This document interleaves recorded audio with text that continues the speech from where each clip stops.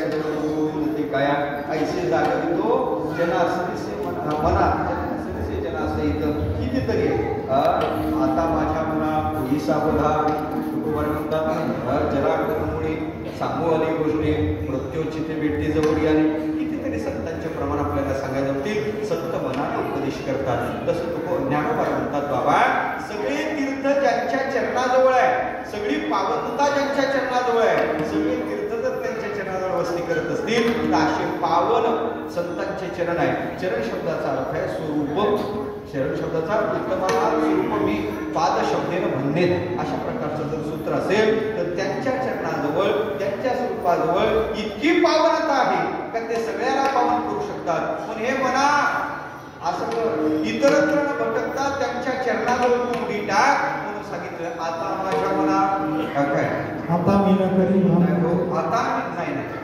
असं कळ ही तीर्थे निवृत्तीचे पण तीर्थे फुली दे हे माझ्या मना हे माझ्या मना तिथं फुली दे. आणि आता तिथं फुली दिल्यानंतर ती पावनता प्राप्त झाल्यानंतर पावन होण्यासाठी झालेली मागे पापे धुवाया म्हणजे माझी नातो कशाला काशीले जातो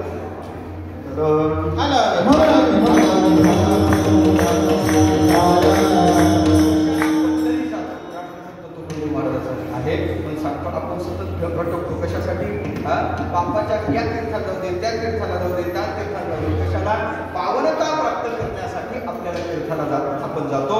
पण आपलं ज्ञानोबा म्हणतात निवृत्तीनाथाच्या चरणाजवळ जर सगळे तीर्थ असतील तरी मोक्षाचे तीर्थ लगे वाराणसी तीर्थयापाशी अवघे सगळे तीर्थ त्यांच्या चरणाजवळ असेल तर आता मी हे भ्रमात्मक देहाच्या पावनतेसाठी इकडे इतरत्र फिरणारच नाही. फक्त आता त्यांचा आश्रय करून वृत्तीचं मार्ग आता मी न करी भ्रांतीचे भ्रम